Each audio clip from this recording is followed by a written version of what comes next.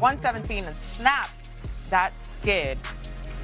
All right, Paolo Banchero recorded his 13th 30-point game of the season.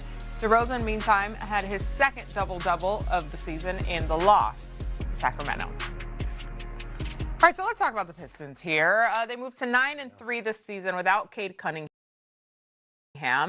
What do you make of the way that they've been able to keep winning without their main guy, Robin? It's unexpected for me. I think this has been something that a lot of people have been waiting for, because I think a lot of people, there's been a lot of Cade MVP talk, and maybe some people thinking they were kind of paper tigers as the 1 seed. But this is showing no, that's not the case. These guys are the real deal. You see the way Jalen Duren has stepped up, and guys have rallied around him. And it's not just JD. Coach Dennis Jenkins has been big time for them. Yeah, he has really been playing well. And like you said, I think this is exactly what I think Coach JB needed to see this. You know, what else does he have offensively that he can go to? I'm not surprised that they're still winning, because their defense is so elite. Right. Like, that defense travels. They can win games just on that. But the fact that now they've added Herter, another shooter, and Jenkins and Sasser both are playing with a lot of confidence and playing off the bounce, because that was the place that I was really concerned for their offense was, can someone else generate, you know, paint touches? Can someone else generate offense when it's not a play call? Right. And those guys are showing that they can create some offense. And I've said this since I went to visit him, because I didn't realize how talented he was. I always thought he was like a talented player, but I didn't realize how talented he was until I saw him in person.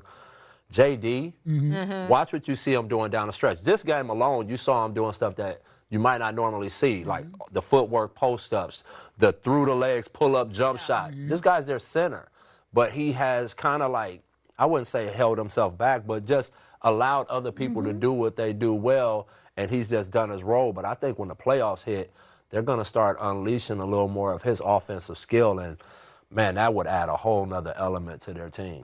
Yeah, you mentioned Herter, Jenkins, Sasser, Duren, all of these guys. Do you think that this is something that can hold up through the playoffs? Yeah, I do. I think they've proven, you know, that their identity is real. I think they deeply believe in that, and they have an MVP.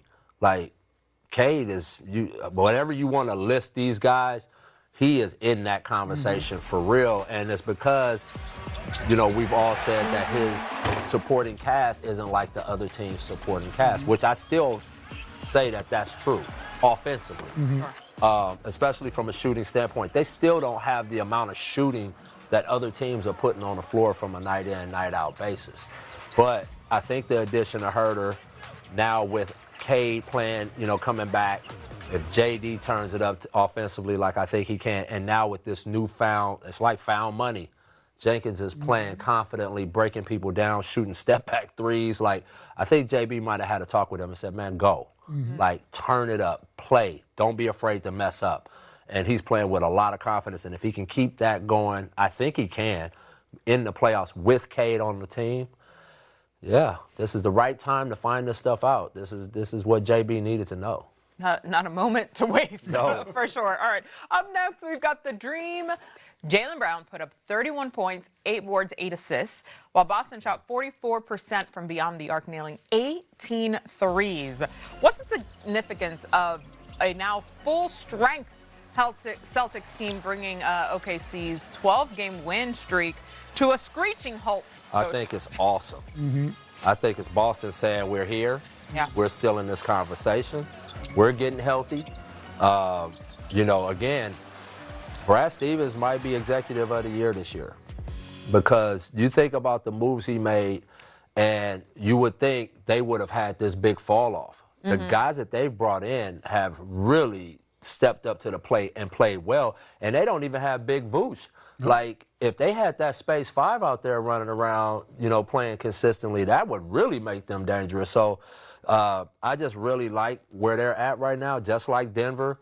Everything's starting to come together at the right time, and they are, I would say, the I would say, the favorite in the East. I Right. think so too. Based on what they put on the floor, based on their history as champions, the fact that they've lost the finals. People, you don't understand the pain and the growth that losing a finals causes. I went through it twice.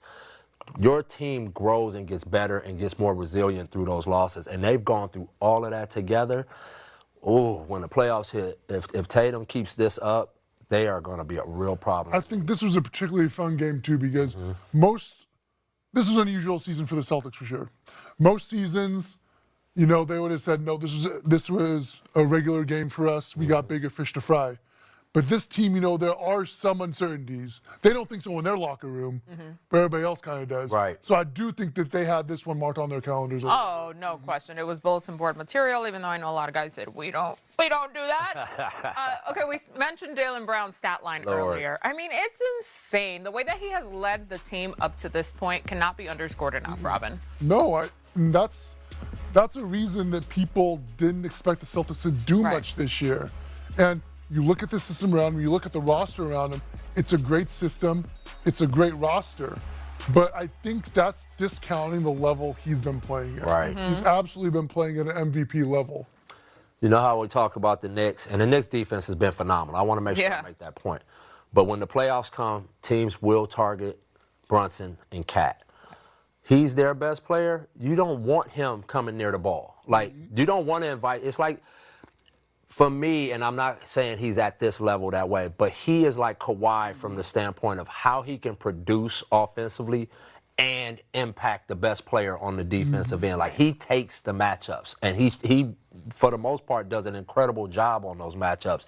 And so, you know, when you get into the playoffs, those guys that do it on both ends, those are the ones that's tough to beat. And this dude, he's played at an MVP level. It's been unbelievable to watch him, like, make people understand that he is a number one guy. It's funny to think about, like, what was it, 3-4 years ago when he got that contract? Right. People were kind of side-eyeing it a little bit. As we do. I was not.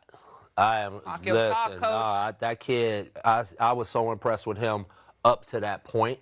The biggest issue was he and Tatum was, like we talk about young guys, who's the number one? They're battling for that. And you can't blame them. Like, they're fighting for that top spot. And for him to continue to grow while Tatum was kind of given, you know, the spot. And then when Tatum was out, he just, like, he was there's ready. no doubts about this dude being a number one player. Like, he is a number one in this league. He's a superstar in this league. And now they got their guy back, and he's just getting healthier. So, and they got Joe Mazzulla. Like, forget, like, Joe Mazzulla, Sam Cassell, their staff is phenomenal. Like, Yeah. Top to bottom. What's really poignant about this particular victory for the Celtics, it's that it was against an OKC squad that remains 2 games ahead of San Antonio for the top spot in the West. SGA has once again been operating at an MVP level, and they just welcomed back J-Dub, who's not 2 games into his return from that aggravated right hamstring. What sticks out to you as the top priority for Oklahoma City as they enter the playoffs, Robin? I think just fine-tuning. You know, I think they're going to take it one game at a time. They've done it before. They know that the real test for them is starting in a month or so. So they're just preparing for the playoffs. They, like you said, they're getting Jay Will back, making sure everything's just perfectly tuned. yeah, I think they got to be wary of what now the 2 best teams on each coast has done. Both teams left Caruso, and they said just make him make shots, and they loaded up to everybody else, and they had success doing it. So San Antonio did it to him by putting Wemby on him. Boston just did it, the same thing. So that's the one thing that they haven't necessarily solved yet. Now, obviously, Caruso wants to shoot the ball better, but in both games, he was like 1 for 8. You know, he's taking the shots.